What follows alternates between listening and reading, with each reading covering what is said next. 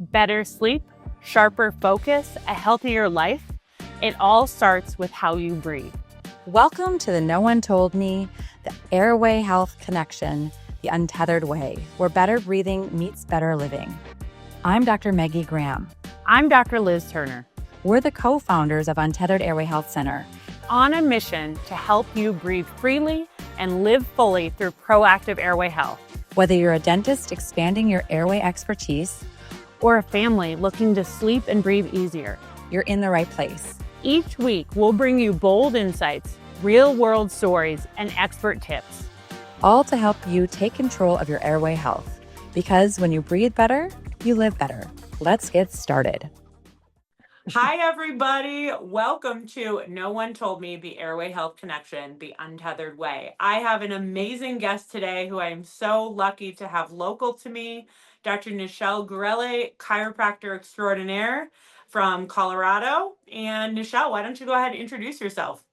All right, yes. So I'm Dr. Nichelle. I am up in the northern part of Colorado, but luckily close enough to Dr. Liz that we can refer to one another, which makes it very nice when you trust somebody because it's hard when you don't.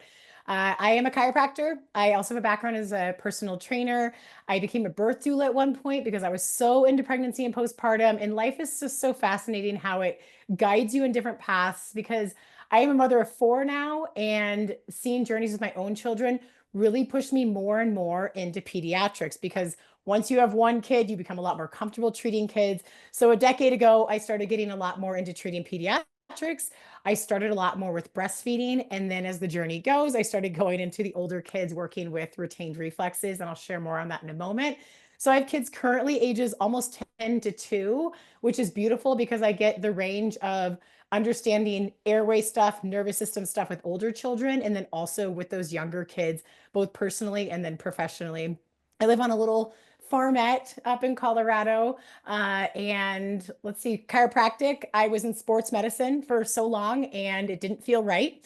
It was always just because I was the athletic one and it never felt fulfilling. So I moved into women's health and kids, and that's where I landed. And now my schedule entirely is pregnant women, postpartum, and pediatrics. And why that matters with the topic we're going to talk really focused on today is because the stressors that we have during pregnancy, what we do with our child in that first year of life and beyond, don't get me wrong, beyond, and how we go through postpartum, how stressed we are, influences our child and their nervous system.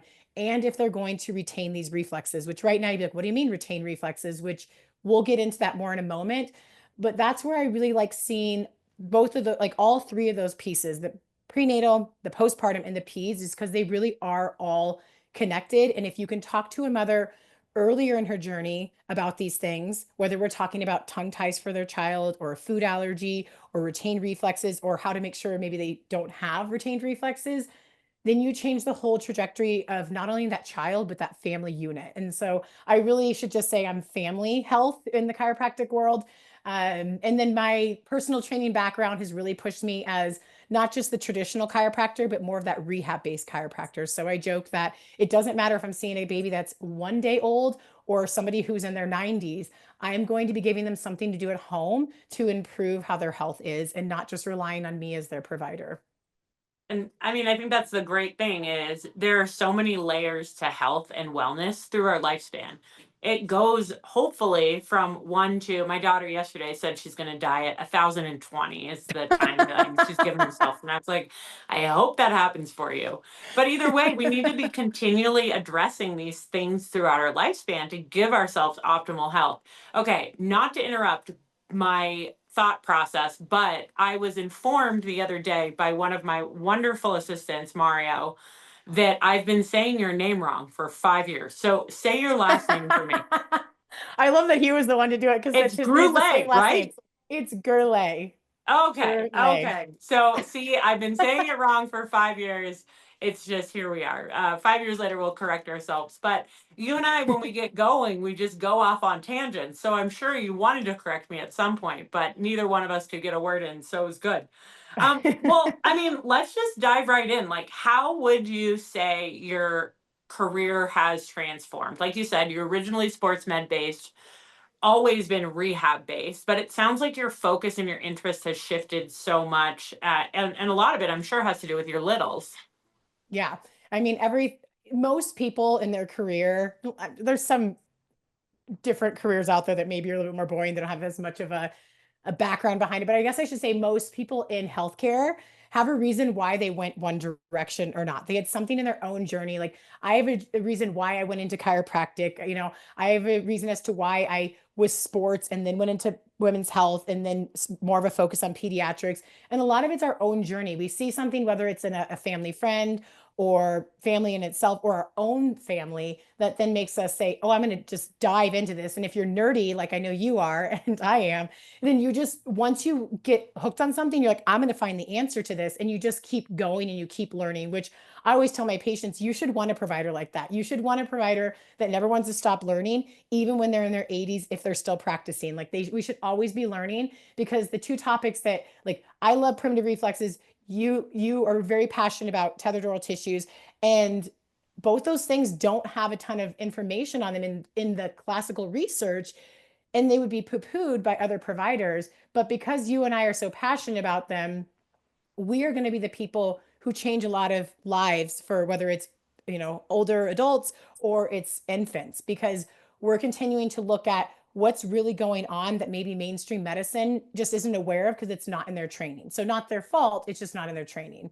And the hard part is, how can you study this stuff to the degree we can other things?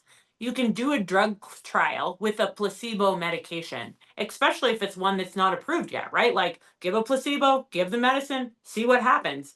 I had two families today come from local hospital, tied all the way to the tip.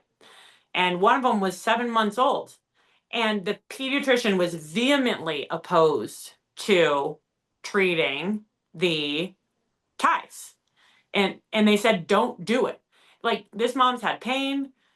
There's definitely movement patterns going on. Weights dropped.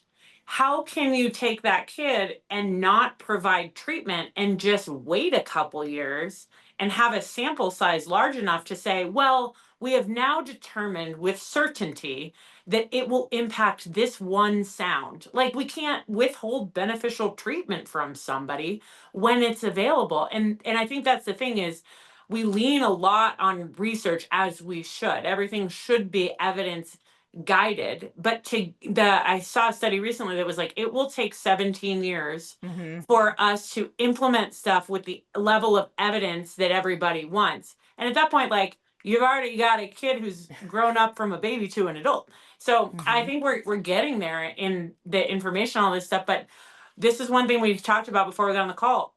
The things that you're focusing on and the things that I'm focusing on are not taught in our traditional programs. So why don't we talk about what primitive reflexes are and why you're so interested in them as a chiropractor, and then we'll Yeah. go into why I'm interested Yeah. in them. So I'm going to rewind a little bit before I go into primitive reflexes and talk about what chiropractic is. And my own profession, sometimes it's like we define it a little bit differently, but essentially most people see chiropractic as musculoskeletal, like, oh, my neck hurts, go get adjusted. That's not incorrect, but we really are neuromusculoskeletal. So we're influencing the nervous system. And like you just said, it's hard because we don't have a sugar pill and then the medication to compare what happened in this study. If you got touched, and there's studies that show just touch itself changes the body. So chiropractic can never truly have a full-on placebo study. They've tried with acupuncture of doing like a placebo needle that doesn't actually go in, but kind of touches the surface.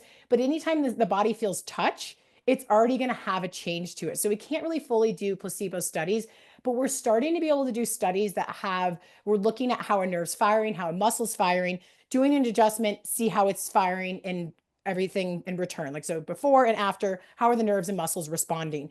And what we've seen is that there is this drastic change. So how I describe it to people, and this is relevant to reflexes, I promise, is imagine these are the vertebrae stacked on top of each other. If this one isn't moving very well, it's not giving good sensory input to the brain. So each joint and each muscle that's surrounding that joint and attached to that bone, or depending on the surface that it is, has receptors, whether it's proprioception, whether it's telling us, the body is constantly telling us heat, cold, vibration, pressure. It's telling us always continuously through, like, it's amazing when you think about it, how much is going from the bottom of your foot to the top of your head. Your brain is receiving as input on all the different sensations that we can possibly receive, vibration that's happening. So joint position is what's proprioception. So knowing where my body's at in space. My fingers are out in front of me. They're about to touch my nose. How do I know that? That's proprioception. So when we're going back to that joint model that I was showing here, is that if this one's not moving, the body doesn't have as much proprioceptive input of this joint.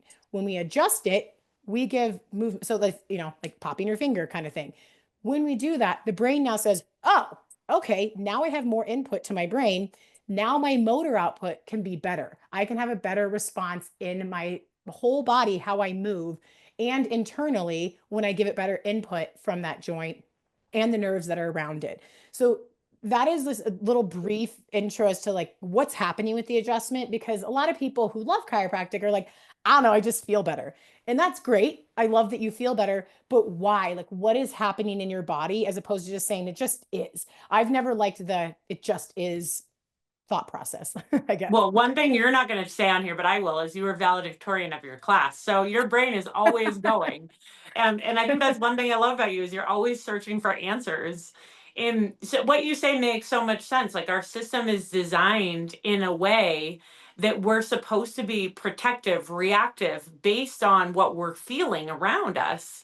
And so I think your description of chiropractic care is really helpful because for a long time before I understood any of these things, I was that person. Oh, I mean, it feels good. Like, don't really care what they're doing. And I think perception for people, a lot of it is that everything involves a spinal adjustment or bony manipulation, but it doesn't need to, correct? Right. So when we're adjusting, we're changing how the brain is responding to information. So we're building neural pathways even with adjustments because you're changing that proprioceptive input. Anytime we move, we're changing the brain. So anybody who has studied the human body, like you have, I have in our schooling, we know that the brain changes based off what you do. So yourself and myself included probably have a lot more sensory input to our fingertips than other people, unless they're like a piano player or something like that, because we're using it all the time. So now our brain literally builds around how we're using our body. Other people are different. If you're in Cirque du Soleil, you have other parts of your brain that are lighting up because of how you use your vestibular system and all of your body. You and I, because you're so fine point with your hands, and I'm always touching bodies and just feeling the nuances of each little area, we really do feel differently than somebody else who's not using that part of their brain as much. And it's just the way it is. We have study after study on that. So when we're looking at primitive reflexes are essentially the reflex that is automatic when you're born. So it's from the brainstem, the primitive part of your brain, not the advanced mammal part of our brain that makes us humans. So we have these reflexes there's some that we need in utero. There's ones that we utilize for the birthing process, especially if we're coming out vaginally, which there's a whole topic we could have chatting about vaginal birth and how it influences the nervous system based on these reflexes alone. And then there's different things as we're developing that we need them for. So we need to be able to suckle to eat. We need to be able to have the Palmar grasp so we can start grabbing things. They all have a purpose, but eventually they need to go away. And what I mean by go away is integrate. So they're retained if they don't go away, and they are integrated if they do. And what does that mean? It means that we go from the primitive part of our brain and we start utilizing, let's go with the Palmar reflex. So the Palmar reflex is you put your finger in a baby's hand and they close around it. And everyone thinks that the baby's their best friend. They like me. And I'm like, it's a reflex. They probably like you, but they can't control it. But eventually when your hand is touched, you shouldn't respond this way. It should be you get to control it because you're going from a reflex of its touch. Somebody puts their finger in your hand around 2 to 4 months and you go, oh, I'm going to grab it. But eventually you're doing tummy time and you're pressing through the ground and you're doing other actions of starting to roll and grab things that start stimulating your hand, that reflexive, that now you're starting to go from your primitive brain and you're building neural patterns that go to your higher level processing in your cortex part of your brain, the image that people see and looks like the brain, right? So that is now being built up and eventually inhibits the primitive reflex. So now it says, brainstem, you go to doing what you're good at, and we're going to take control of this sensory motor because we're a lot more advanced up here because we're human and we got a great cerebrum, right? So now we are blocking off, we're using it for other things, our primitive reflex. And now this part of our brain, the cerebrum, is doing the work. The problem is if we don't actually integrate and bring it up into our higher levels and it stays in our brainstem, now we have symptoms of things like a kid who's having emotional outbursts or they're clumsy because this is the part of the brain that's supposed to manage it, This one was only supposed to manage it for a very small period of time until this one took over. And when that gets out of balance, we end up with kids that could have emotional outbreaks. They're bedwetting. There's just the clumsy kid. Their handwriting is poor. They don't like sensory input. Like things on their feet just feel icky. So they always wear slippers, things like Messy that. eaters. Yep. Messy Well, and eaters. we Yep. see this in adults too, right? Mhm. This is a thing in adulthood that it can continue. So, and the other interesting thing is they all integrate at different times, correct? So Correct. some of them go away sooner than others. Some of them, many of them are within the first year of life, correct? And then Correct. Yep. there are a couple that are a little bit later on. And a lot of them have to do with some of the gross motor, fine motor milestones we're looking for. And ultimately, some of those have even been taken out of circulation as important by some Don't of get me our started. higher level things. Yes, like oh, you don't need to crawl? That's cool So because I'd love that's to touch actually on really that. important. Yeah, I'd love to touch on that. So they're all in a certain period of time. Most of them are in the first year. There are a few that extend beyond that, but most of them in the first year. And at every pediatrician appointment, they are checking for reflexes to see if they're there, not if they've been integrated. So we really, really, really care, does the kid have them or not? And if they don't, whoa, something's going on with their nervous system. But then we don't care afterwards. We're never like retesting them, not me, but we're never, as a traditional society, retesting them to see, hey, are these now like going away? Are they still there? Are they still present? Because there's just not education on it. So it's nobody's fault. Everyone's just doing what they're taught, but that kind of becomes the problem, isn't it? It's just doing what you're taught as opposed to thinking outside the box and continuing to learn and be like, is there something else going on with this human body that other people are missing? totally. And that's, I mean, we see it across the board when it comes to feeding, movement patterns, and you can't blame somebody who doesn't know because they were Mm-mm. never trained. Right. And I think that's the hardest part of all of the things is at times you feel like you're fighting an uphill battle and almost people like parents want to argue with you about it. And I'm like, ultimately you made this appointment for you to come in and talk to us about this. We don't need to like prove who's right or wrong. It's your kid. You can do what you want. We're just here to support you as you've been asking questions and not getting answers. And so that's where maybe, do you mind if we just run through a couple of the like really basic one? I mean, they're all basic because they're primitive, but they're important. I Can love we that. run through a couple of the like, more important ones, I suppose? So, Like what like we we're were talking a testing little bit about for. spinal galant before we hopped on, but maybe like Moro reflex, Okay. Palmar, Maybe and ATNR, which is like ATNR. left and right. I'm Yep. like, they're all so important. Because we see those in our babies and we think it's cute. And you take a little picture and you're like, oh, they look like a fencer. And there's actually a reason behind that. Kind of like the one where they grab your hand. So, Right. So the Moro reflex tends to be the more problematic one, and that's the startle reflex, which everyone feels so bad for a baby when they're startled, like, oh, poor thing.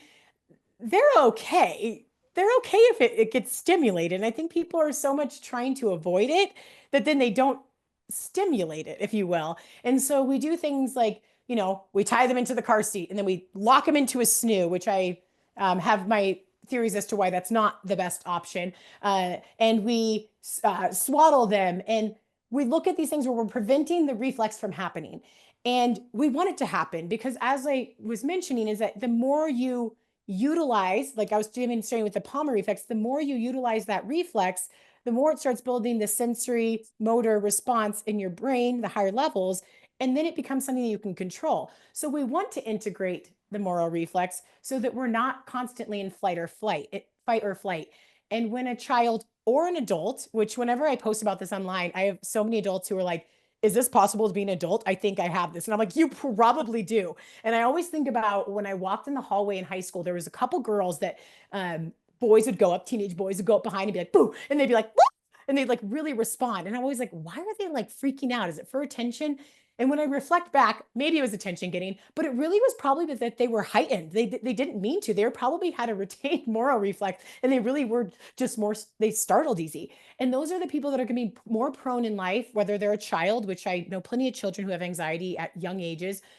They're more, they have a harder time with emotional regulation.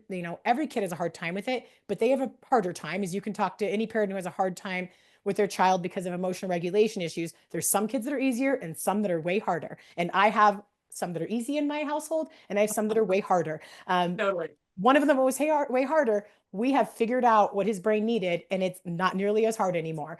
So the Moro reflex is the startle one. So if that should be integrated under a year. If it's not, it's actually even earlier than that. But sometimes in the reflex world, we give a little bit of leeway. We're like, let's just give everything to about a year mark. We can add in things like taking a child and like swooping into the air, like not necessarily throwing them, but throwing them isn't necessarily bad if they have the postural control muscles to just do a little like up in the air, or holding them and kind of just going up and down.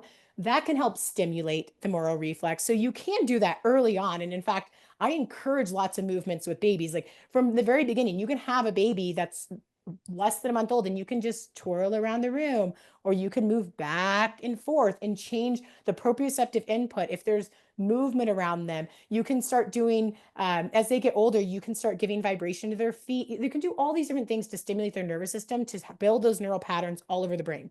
With the Moro reflex, same thing. You can be doing more like startling movements where you kind of make it, you're not dropping them, you're holding them, but you're doing a fast movement to make them go like this. So eventually their body goes, actually, I'm safe.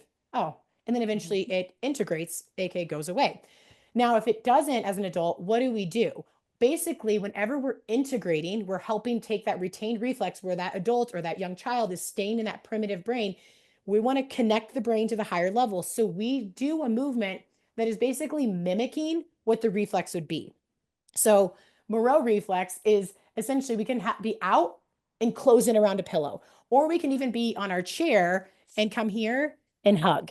I'm out and hug, because the Moro reflex is this, right? So we're going and we're stimulating this, and then we're coming back into safety. We're coming back out. And so that is helping with decreasing that fight or flight. So that's just the Moro reflex. Where else do you want me to And do we think this is going to get better? Because I saw a post yesterday from Branch Basics, which is a company I really like for safer products, that and she was talking about the car seat stroller thing.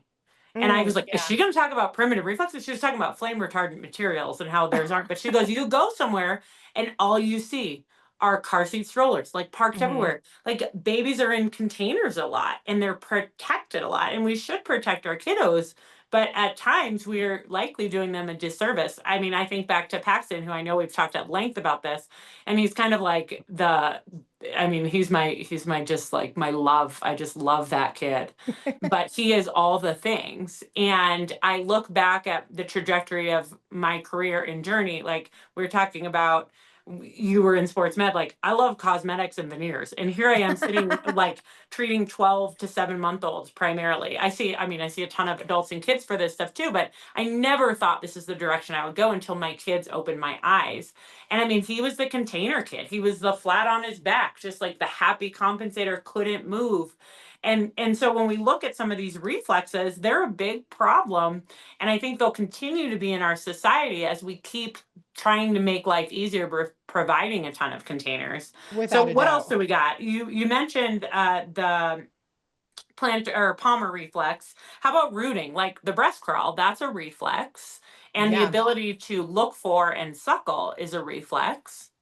Yeah. And, especially when I'm looking with babies as to why is the breastfeeding journey tough for them, I'm looking at, do I need to refer out because I'm suspecting ties based off of my functional analysis?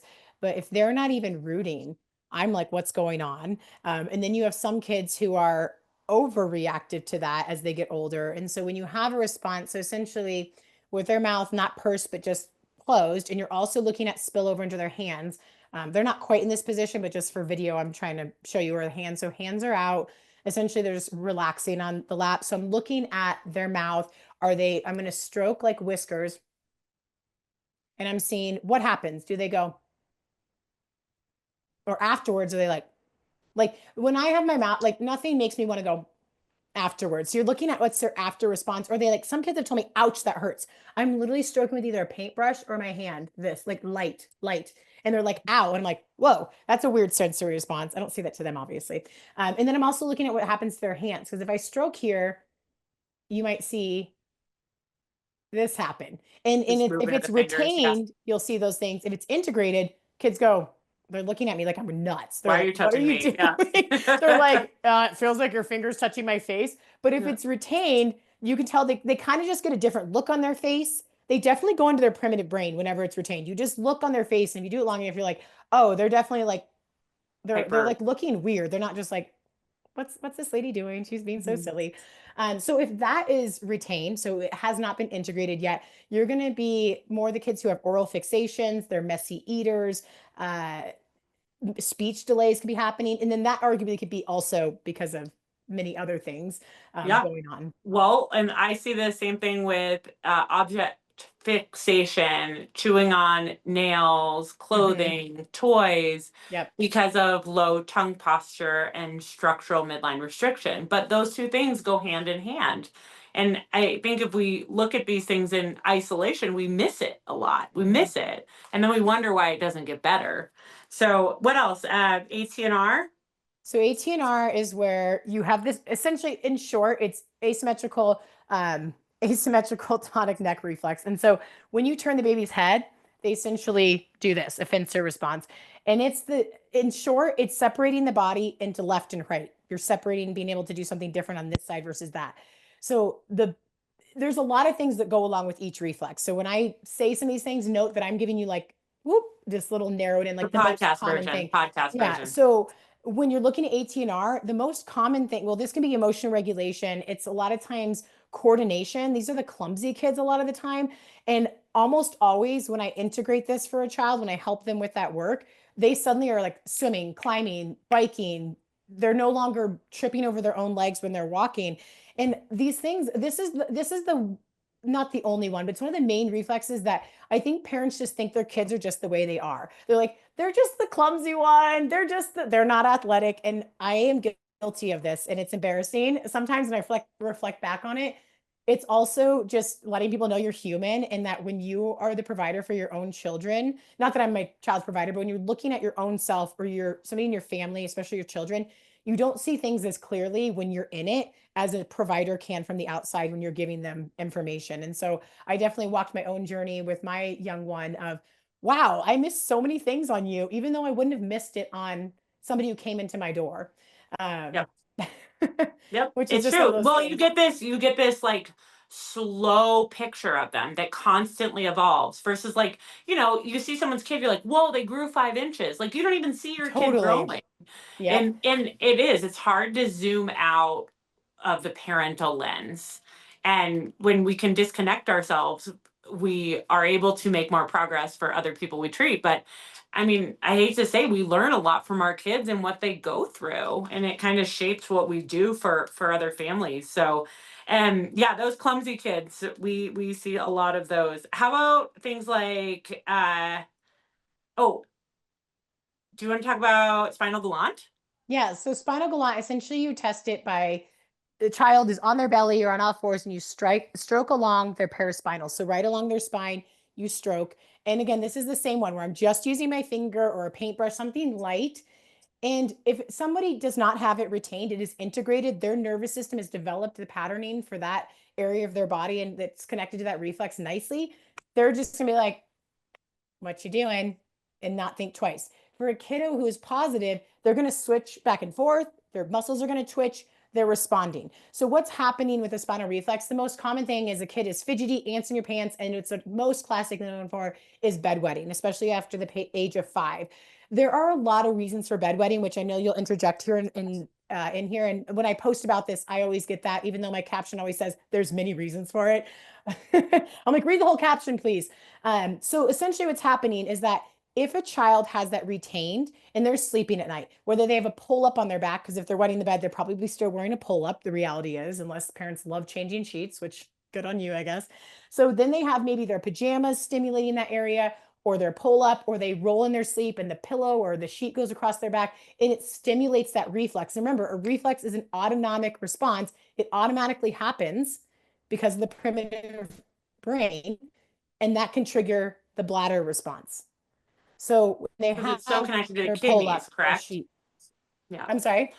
It's really Yeah. interconnected to the kidneys, correct? Yeah. So you Yeah. stimulate that and then their body goes, okay, we're going to respond. And so, yes, bedwetting is not always that. However, if they are positive for that reflex, you see a twitch as you go down. then it's likely part of the story. If you don't have any symptoms other than bedwetting that's checked off, because I have a whole checklist symptoms, that's it's only one thing, it's bedwetting underneath spinal galant. We test it, and no matter how many times I test it, it looks like it's retained. Then bedwetting, we can still do the movements to help see if it needs to be integrated, but it's probably connected to something else with hormones or mouth breathing and everything that's in your world where bedwetting can come into play. Yeah, so that's kind of where we come in and overlap again is airway dysfunction at night can lead to nocturnal enuresis as well because there's an imbalance of the antidiuretic hormone and there's kind of this fight or flight reaction as well where our body is just not getting the restful sleep and we are in this kind of fight or flight mode, and this is very basically described. But there's, again, a number of different reasons this could be happening. There are layers to an onion. Well, a lot of kids with midline restrictions, in my opinion, are going to have retained reflexes. So is it one? Is it the other? Is it likely both? Absolutely. So that's, I see kids, and before I was really looking at this stuff and talking about it and asking better questions, I think the bedwetting component, there were some kids that didn't get better when we treated them. And it was like, well, I don't know, maybe it's just them. Yeah. So I was maybe that person on Instagram. Well, like, that's not a thing. So, I mean, to get to another great question, we've all seen these things in babies. We've all seen a baby startle. We've all had the baby grasp our fingers. We've all seen kids that are clumsy all over the place. Why are there so many haters towards stuff like this? Why are there people that are skeptical of primitive reflexes and the integration of them and why it's important? What do you You know, think? even within my own field, this exists. There's people who are like, "Oh, I can't believe anybody would possibly do retain reflexes." And all I got to say is it's one of those things that even if it's just a case series of like 20, 50, 100 kids, because you can't do a randomized placebo randomized controlled trial, you end up with these people because they don't know it. They haven't seen it firsthand. And when you see it firsthand, there's some kids I have not even adjusted. I've only done the reflex work with, and they see changes. Likewise, there are changes I see if I only do chiropractic work. So what it tells me is that both can work. We don't have to deny one or the other. Same thing with if we're going to add in another type of therapy, just because like your specialty as a, you know, ENT is X, Y, and Z doesn't mean this over here isn't also going to help. So a lot of it comes around to lack of knowledge, lack of quality research, because who's going to invest in this?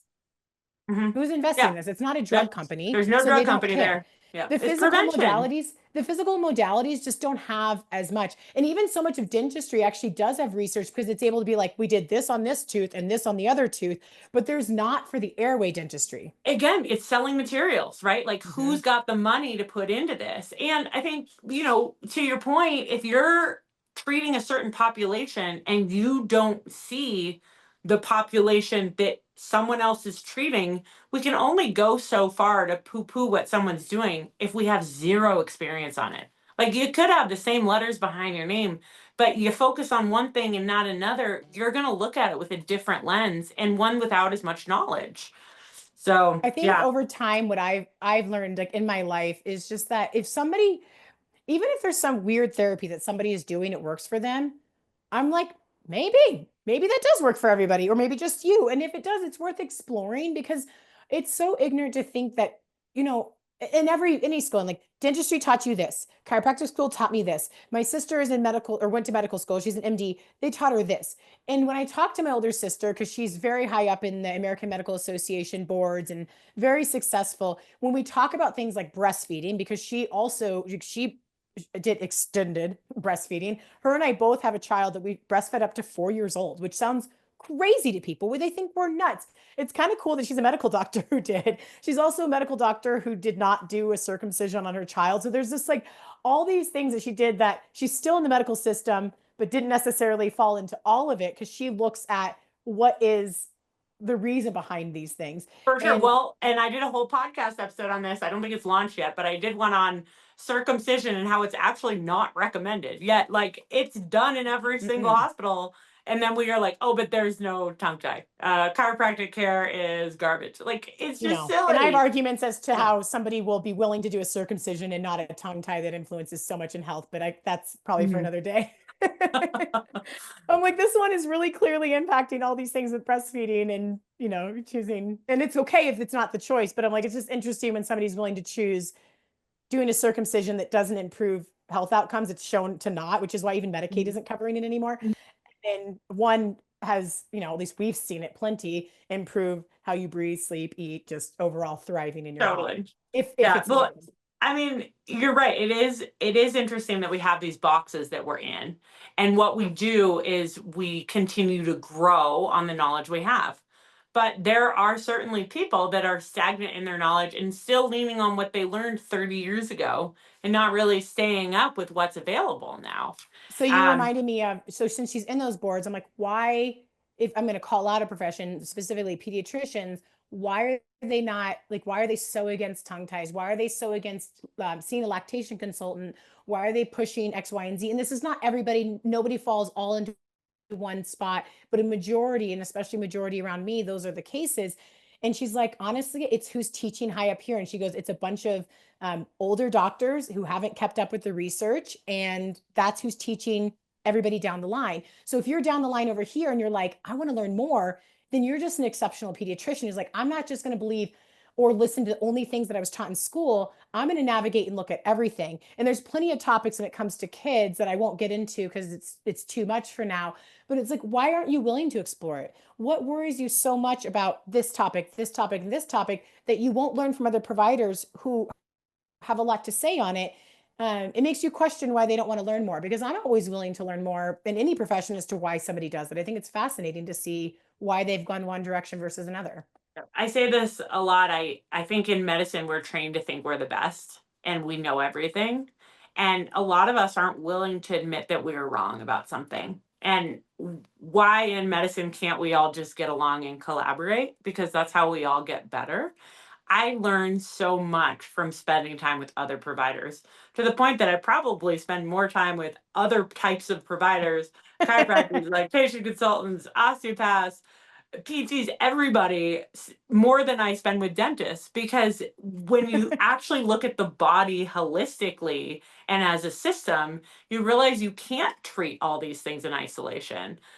So it's just an interesting conundrum that we're in, where we can be so segued into a certain lane that we're not willing to get off and look at something else. So, how do you think oral restrictions, ties, are connected to primitive reflexes? So, in a lot of ways, let's dive back into what senses we have. So, everyone knows the five senses that are external. So, it's like sight, smell, taste, hearing, touch. Everyone's like, we know that, we learned that in school. But most people aren't aware that there's three other senses. And I spoke about one early, which is proprioception, knowing where your body's at in space. There's also vestibular, which has multiple things, but essentially it's balance. And then you have interoception, which is the awareness internally of what's going on in your body. Those are the three internal senses. And no one like is aware that those are sentences. So even some people will be like, they'll talk about the vestibular system or proprioception, but very few people talk about how there's the five external and the three internal. And really the primitive reflexes are tied so much to the three internal. Like it's that brain connection from the primitive brain to the higher levels that is so much more connected to those three senses, more specifically vestibular and proprioception. So proprioception is what I'm going to talk about, which is why I gave that little brief overview there. So when you have a tethered or restriction, you can correct me on any of this because this is like, I always tell them like, I don't know, Dr. Liz will say this a lot better. But when you're in this area and this is taught, it makes everything pull in. There's so much more tension in your body. And that's the tension that I feel as a chiropractor. I'm working on the fascia and where's their tension? Like, how is that hyoid moving? You notice a lot of tension in the muscles here, the suprahyoid, the infrahyoid muscles. You notice a lot of tension in their suboccipitals. There's just so much tension in this whole area, especially for an adult when you feel them who've lived their whole life. Babies also have it. Babies often you find a lot more in their jaw too, because they've compensated so much in their like suckling pattern. They're trying to like vacuuming it out as opposed to nice good suction. And so when you have everything kind of crammed down, you're not getting good movement of your upper cervical, which is almost always what I'll see with somebody who has ties, is their upper cervical and their occiput are just not moving well. The fascinating thing about that is what we learned in school at least towards the end of my schooling, was that we have these suboccipital muscles that are almost like a diamond shape that essentially, if you look them up, it goes from the occiput to up the first vertebrae, and then the first vertebrae to the second one. And there's a whole series of them, and they're like a diamond essentially. They are so much more proprioceptive dominant than they are postural dominant. So a lot of people think like, oh, this is tight back here. It's because like my head is like, really just holding itself on. We have so many neck muscles that are doing the job of moving our head all over. The suboccipital muscles are designed more or less, and what we're I guess over the years, what we have theorized to be more head righting, knowing where our head is at in space. Because even with scoliosis, you don't see somebody walking around with their neck like this, because our head wants to right itself. Our body doesn't want to be like this. We can't take our environment the right way. So we want to be here. If we get good feedback from those suboccipital muscles that are a lot more proprioceptive, knowing where your body's at in space, then we can keep our body more balanced and just perform everything a lot better. So when we're jammed up here because of ties, and these muscles here are a lot more proprioceptive. Not only are we jamming down the joints that are what I mentioned earlier when I was giving you the description of the vertebrae and the movement and giving more proprioceptive feedback to the brain. If those are locked up, we're not getting good proprioception to the brain. And if those muscles get tight because of the fascial tissues, then same thing. So we're not getting that proprioceptive input, and we need that sensory input to help integrate these reflexes and go from our primitive brain to our higher levels.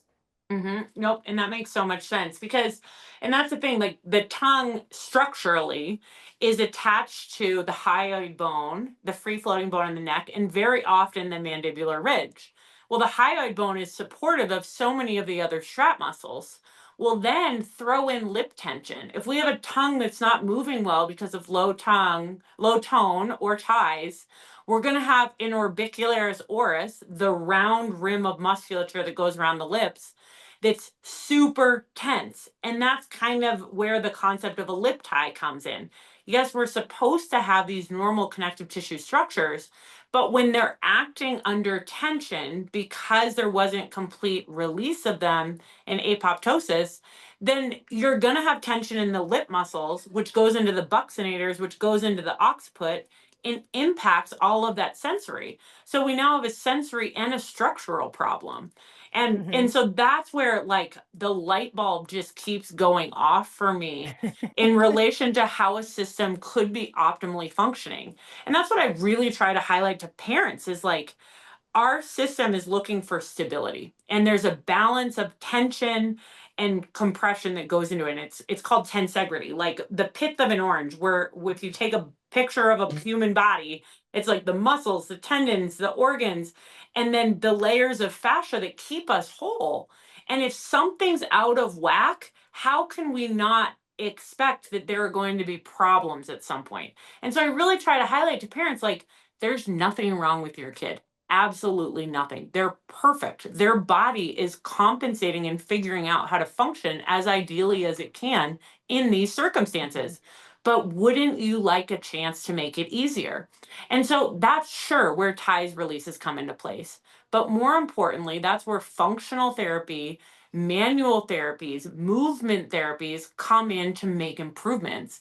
And I always try to highlight like, I'm one small piece of the puzzle. Like I'm the bad guy. Nobody wants to be in my but you're here because True, you're it's at the true. end of a road that other people have guided you down to help you make progress in this journey of health for your kid, for yourself. Because, like, I mean, we focus so much on kids, right? Because that's where change can be made. And like, who doesn't like their own kid? I mean, I like mine most of the time when the Moro reflex isn't like going cray cray. And but we as adults still have the opportunity to like improve, and who isn't listening to like Huberman and trying to like wear the red glasses so that you can sleep better. But if you've got a structural problem or vestibular problems, none of it's going to get as good as it could. So I don't know, that's my little soapbox. But I mean, tell me a little bit about adults. What do you see? And then we can wrap up. But what are you seeing in adults? I know because again, I treat more kids mainly because people like their kids more than themselves. And we always put our kids first. Yep. And so I end up seeing children before I see the grown-ups. 6 months, a year later, I got both sets of parents coming in and grandpas and all sorts of things, because people finally are like, whoa, there's my personal light bulb as a parent. And that's like us for providers, right? The personal light bulb goes off. But I mean, adults need help too. And what are the types of symptoms you see in grownups that, I mean, the 2-minute podcast version, I know there's so many layers to it. Yeah, if we're talking about specifically primitive reflexes, I'd say the number one thing that, like, whether I'm talking to adults and like, oh, that's me, is being clumsy, or the other big one is that they startle easy and they're anxious. And we're an anxious society for many reasons. And kind of like how you talked about, like, there's all these reasons. A lot of these things start off when we're young. Like, what things happened when we were young? Like, why did these reflexes not get integrated to begin with? Or why were they integrated and now they're retained? And there's a lot of different traumas that can happen. You can start off with how we're born, like how traumatic our birth was. It can come down to stress. Does the stress just really push us back more into our primitive brain? Is there a physical trauma that does it? There's a lot of different things. If we're talking about with like babies, like you said, containers, like it's starting off from that age, is like we want movement. So for adults, we also want movement. My husband and I, we formed our practice based off of movement. So we love chiropractic for what it does, and we love teaching people how to move their body. That's why we're personal trainers as well. We love moving the body. So when it comes to adults who have these symptoms of, I startle really easy, I'm really anxious, I actually am really clumsy, everyone always makes fun of me, they're going to do similar movements to a child that is going to be integrating those reflexes. So it's not crazy different. A lot of times, just because they've had so many more years to compensate, they're able to do slightly more challenging movements. But if a child never crawled, so if you have somebody who's in their 30s and they never crawled, their parent was like, you were so strong and so awesome and athletic, you just went from sitting to walking. It was amazing. They don't realize that it's like, no, we want them to crawl. Cringing. We want them to crawl.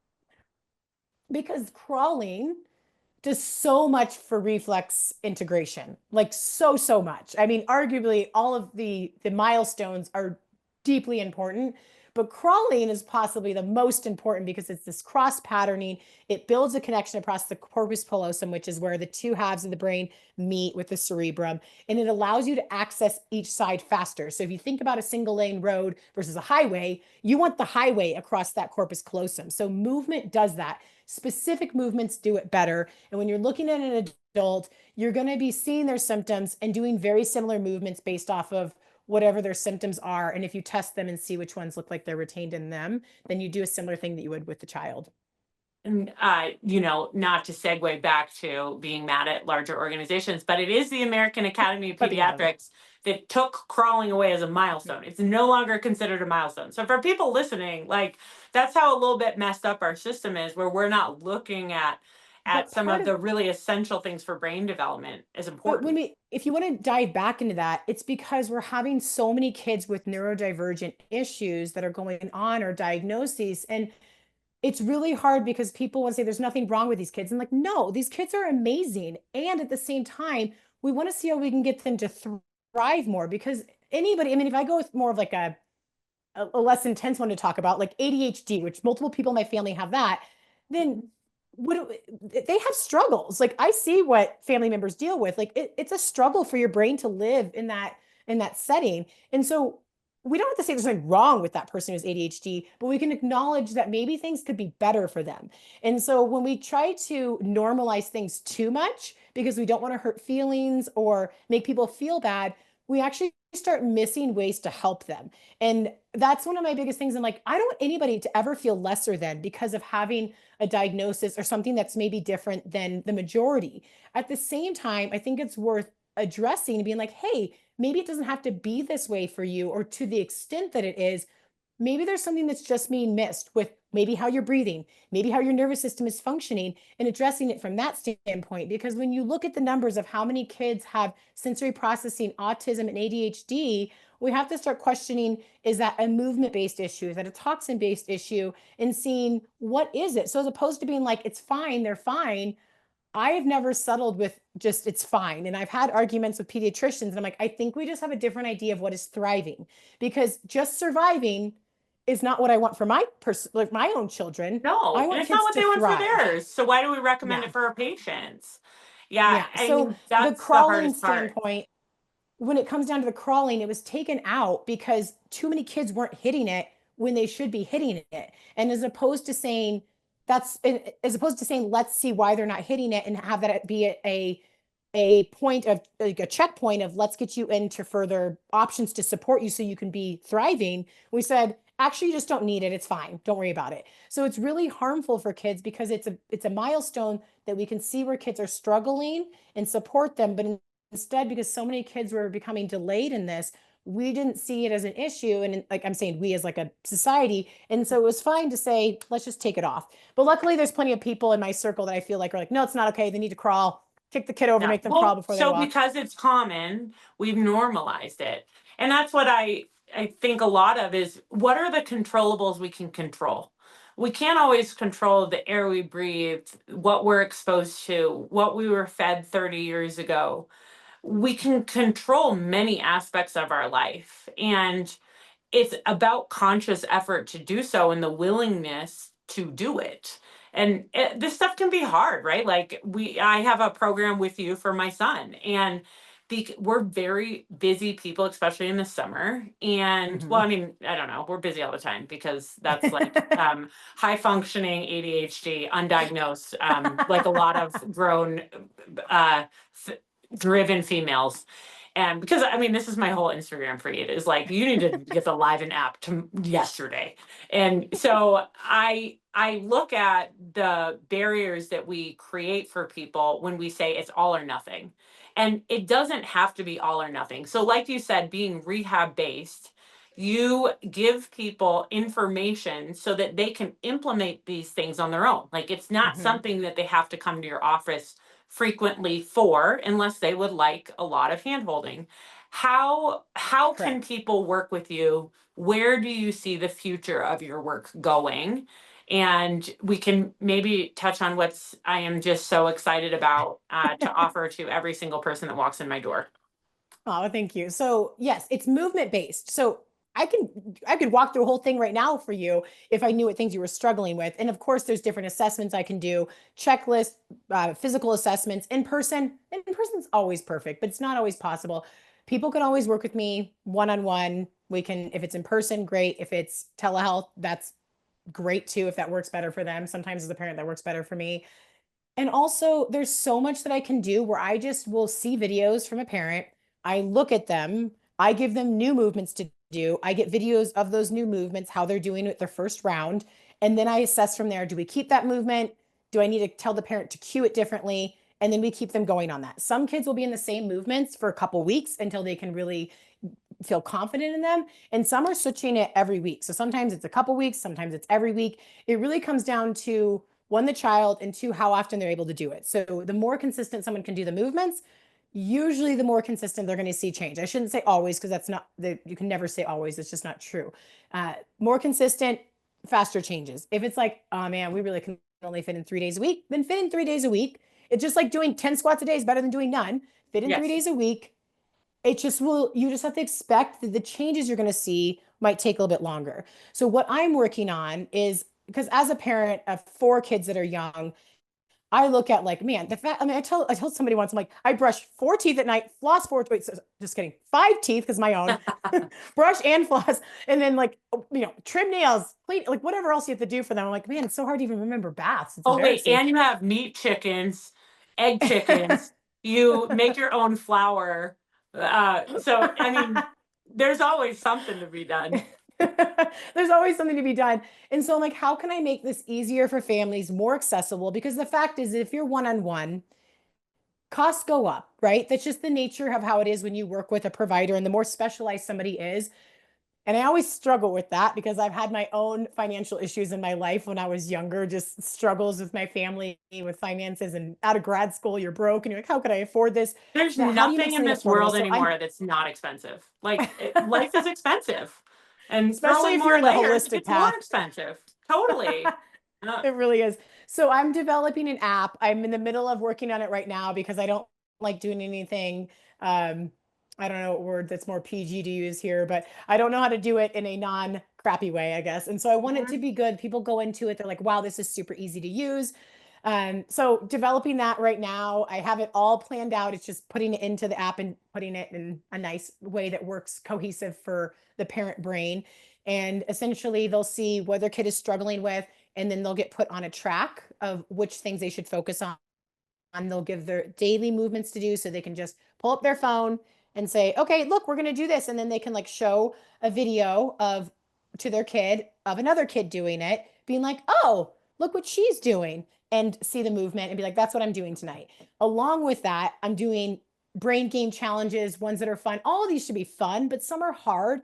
And on the nervous system, when a movement's hard, you're going to see with a kiddo who's struggling a little bit of pushback in the beginning. But what people start seeing is the more they get new movements each week, the kids start conquering them faster because their brain is more connected in their cerebrum. They're starting to pull out of their primitive reflex and primitive brain and pull into their higher levels. And so they start getting more confident in their body and with movement and less clumsy.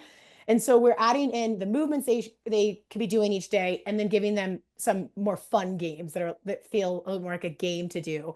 And for kids who have siblings, they can all be on their own track, or they can do the same thing as their sibling. They have games to play, different challenges across the board. So my hopes is that it'll be really fun for kids. If they want to do it, they can check off the days in the row and like gamify it, if you will, because our society loves that of like, oh, I got like extra points for doing the challenge.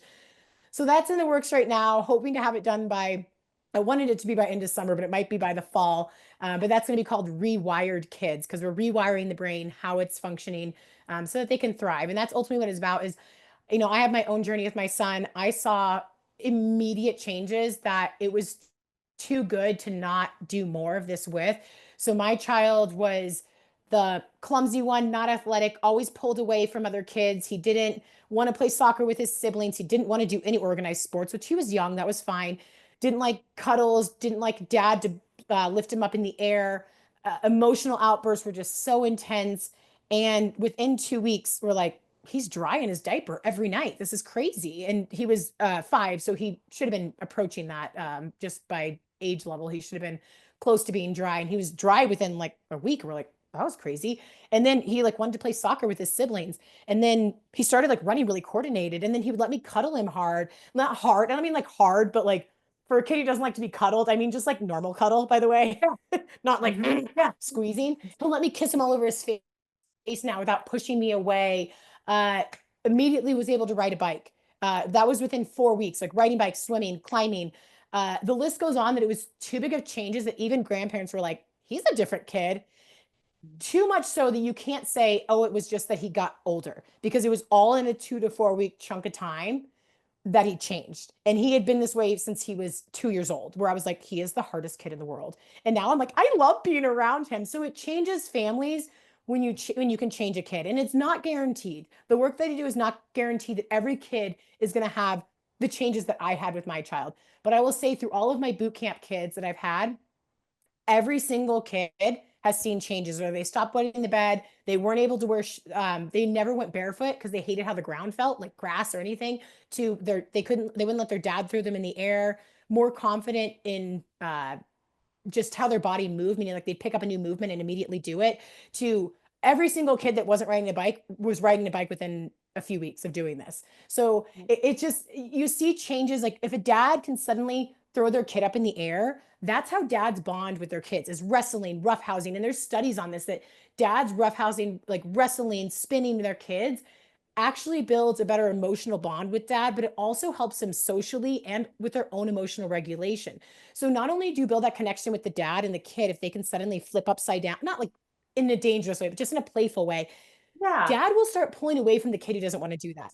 And if you can connect that, like it's a lot bigger than just, oh, my kid isn't wetting the bed anymore, is my point, I guess.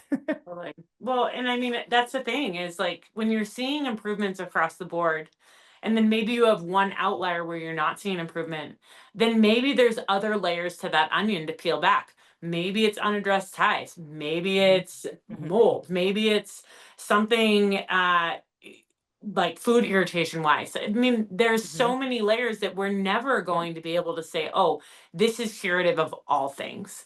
And I think that's Right. what I run into with ties a lot, and the inability to be open minded about them is, oh well, I didn't fix that. And it's like, well, it prevented this, this, and this, and it improved this, this, Mhm. and this. So there's nothing in our world that is going to be 100% curative of all things. It's just not. We're too complicated, and that's what's cool about humans, I suppose, is we're not simple It's what beings. makes it so hard as a provider and so Mm. awesome at the same time is Yeah. that, you know, sometimes people will follow the exact same path, and then other times you're like, well, that is throwing me for a loop. Yeah. Well, it's like, okay, well, should I go back to chiropractic school? Should I be a physical therapist? Do I want to be like, I want to do all the things. There's just no time to do it. But that's what's so fun about learning from all of each other. So, well, I am so excited about the future that you are creating for families, for people. I am so excited that I get to spend time with you and often get to see your kiddos. My son asks all the time when we're going back to the farm, and I say, well, you have to get invited again, and I'm sure we can make that happen. So Totally. anyways, we always like to, we're starting to like to finish our podcast is No One Told Me. If there is something in your profession that nobody told you, what would it be? Would it be primitive reflexes? Would it be how much your career has evolved? What do you think? Like, I wish they would have told me like when I was young, like early in my Yep. career, or what do you mean? Yep. Oh man. I don't think it would just be Or even primitive as a parent. reflexes because I mean, I think as parent, it's just like just surviving isn't thriving. And so just noting, I mean, more specifically with chiropractic is that chiropractic doesn't fix it all. And I'm a chiropractor and I love what I do, but I do think that my profession a lot of times thinks that we can solve a lot, but leaning in on other providers is the best thing you can do because like you said, you can't have all the degrees. One, that's just silly financially. I don't have you ever pay off those student loans.